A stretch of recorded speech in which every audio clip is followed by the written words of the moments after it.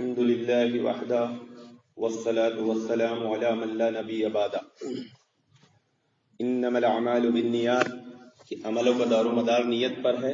انسان جیسی نیت کرے گا اس کی نیت کے اعتبار سے اس کو اس کے عملوں کا اجر ملے گا۔ گفتگو چل رہی تھی محترم حاضرین، اور بتایا گیا تھا کہ نیت کرتے وقت دل کن کن حالتوں سے گزرتا ہے اور دل کی کیا کیا حالتیں ہو جاتی ہیں۔ اللہ کے نبی صلی اللہ علیہ وسلم نے فرمایا کہ جسم میں ایک لوتھڑا ہے، اگر وہ صحیح ہوا تو پورا جسم صحیح ہو جائے گا، اور اگر وہ بگڑ گیا تو پورا جسم بگڑ جائے گا۔ اور خبردار رہو وہ دل ہے۔ آپ نے یہ بات 3 مرتبہ فرمائی اپنے سینے کی طرف اشارہ کر کے کہ تقوی یہاں ہے، تقوی یہاں ہے، تقوی یہاں ہے۔ اس لیے دل کا درست ہونا بے حد ضروری ہے۔ یہ عملوں کی بنیاد ہے، یہ انسان کے دین کی بنیاد ہے۔ ایمان کسے کہتے ہیں؟ اعتقاد، قول اور عمل کا نام ایمان ہے۔ دلی اعتقاد، زبانی اقرار اور اعضاء سے عمل کرنے کو ایمان کہتے ہیں۔ یہ ایمان کی تعریف ہر مسلمان کو معلوم ہونا چاہیے، کیونکہ اس میں گمراہ فرقوں نے اختلاف کیا ہے۔ ان کے وہاں پر صرف قول ایمان کہلاتا ہے، عمل ایمان میں داخل نہیں ہے۔ ایک آدمی نے کلمہ پڑھ لیا، اب وہ مسلمان ہو گیا، وہ عمل کرے چاہے نہ کرے، لیکن اہل سنت کے وہاں قول، عمل، اعتقاد تینوں ایمان کا نام، تینوں ایک ساتھ ہوں گے تو ایمان ہے۔ تینوں میں سے اگر ایک ہوا، 2 نہیں ہوئے، 2 ہوا، 1 نہیں ہوئے تو اہل سنت کے ایمان کی تعریف نہیں ہو۔ تو دل ایمان لاتا ہے، تصدیق کرتا ہے، جس کی وجہ سے زبان پر شہادت کے کلمات آتے ہیں۔ پھر دل اپنے اعمال شروع کرتا ہے، اس میں خوف اور امید پیدا ہوتی ہے۔ زبان ذکر الہی، تلاوت قرآن سے حرکت میں آتی ہے، اور اعضاء اعمال صالح کر کے اللہ تعالیٰ کا تقرب حاصل کرنے کی خاطر عملوں میں مشغول ہو جاتے ہیں۔ خلاصہ کلام یہ ہے کہ جسم جو ہے وہ دل کے تابع ہے۔ دلی کیفیت اور جذبات کا اظہار ہی انسان کے جسم پر ہوتا ہے، خواہ وہ عمل کیسے بھی ہو۔ اگر اچھے عمل ہیں تو اچھا اظہار ہوگا، برے عمل ہیں تو برا اظہار ہوگا۔ کوئی اچھے عمل کرتا ہے تو خوش رہتا ہے، تر و تازہ دکھتا ہے، برے عمل کرتا ہے تو اس کے اثرات اس کے چہرے پر، جسم پر صاف طور سے نظر آتے ہیں۔ قلبی اعمال سے کیا مراد ہے؟ قلبی اعمال سے وہ اعمال مراد ہے جن کا تعلق دل سے ہوتا ہے، اور دل سے جو عمل کیے جاتے ہیں ان میں سب سے بڑا عمل ایمان ہے، جس کا تعلق ہی دل سے ہوتا ہے۔ دل کے اعمالوں میں سب سے بڑا عمل کون سا ہے؟ ایمان۔ اس کے بعد تصدیق، اقرار کرنا، فرما برداری کرنا، اس کا تعلق بھی دل سے ہوتا ہے۔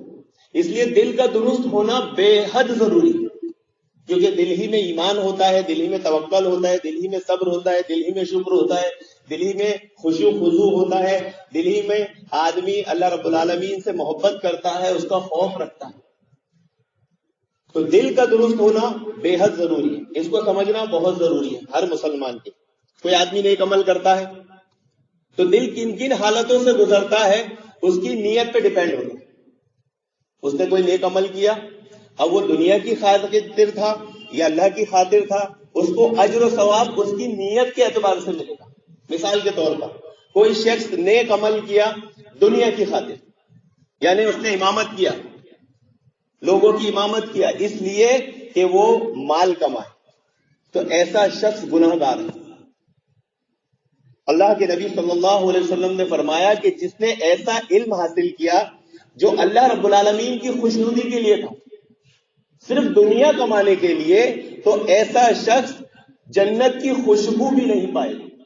نیک عمل کرتے وقت اگر دنیا مقصود ہو تو ایسا شخص گناہ گار ہے۔ یہ دل کی ایک پہلی حالت ہے۔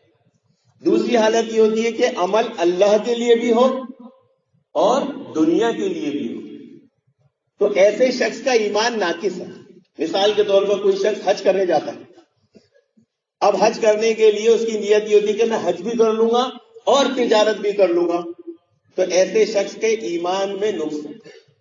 تیسری حالت ہوتی ہے کہ عمل خالص اللہ رب العالمین کا، لیکن اس عمل کو جاری رکھنے کے لیے وہ اجرت لیتا ہے، تو ایسے شخص کا ایمان کامل ہے۔ تین حالت ہے.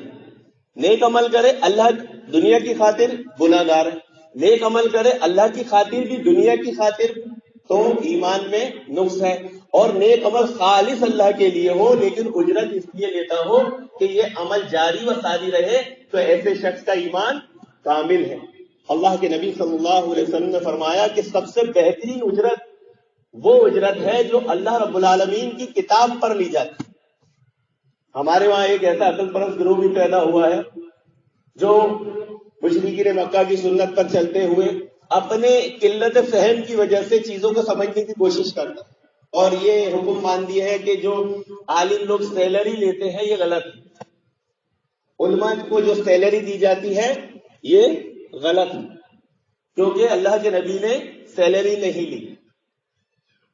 انہیں نیتوں کے بھید نہیں معلوم ہوتے، وہ کون سی حدیث سے کون سا استدلال کرتے ہیں. جو اس نیت سے علم حاصل کرے کہ میں اس سے دنیا کماؤں گا ایسا شخص گنہگار ہے. وہ اگر سیلری لے گا وہ جنت کی خوشبو بھی نہیں پا سکتا، لیکن جو دوسرا جو اخلاص کے ساتھ کر رہا ہے لیکن اب وہ ایک کام کر رہا ہے اس میں مشغول ہے، اس کے اخراجات، اس کا گھر کیسے چلے گا، وہ کام کو کیسے جاری اور ساری رکھے گا، وہ علم کا پیسہ نہیں لے رہا ہے، وہ وقت کا پیسہ لے رہا ہے، تو اس کی نیت کے اعتبار سے اس کو اجر ملے گا، اور ایسے شخص کا ایمان کامل ہے. اور ایسی کتاب پر اجرت لی جا سکتی ہے، ایسے جاب پر اجرت لی جا سکتی ہے. وہ ایک حدیث کو پکڑتے ہیں دوسری کو چھوڑ دیتے ہیں. صحیح بخاری کی روایت سب سے بہترین اجرت جو اللہ کی کتاب پر لی جائے. اللہ رب العالمین سے دعا ہے کہ اللہ رب العالمین ہمیں دلوں کے حالات کو سمجھنے، نیتوں کو درست کرنے کی نیک توفیق عطا فرمائے، ہر طرح کی ریا سے محفوظ رکھے اور اخلاص کو اپنانے کی نیک توفیق عطا فرمائے. آمین یا رب العالمین. وآخر دعوانا الحمد للہ رب العالمین.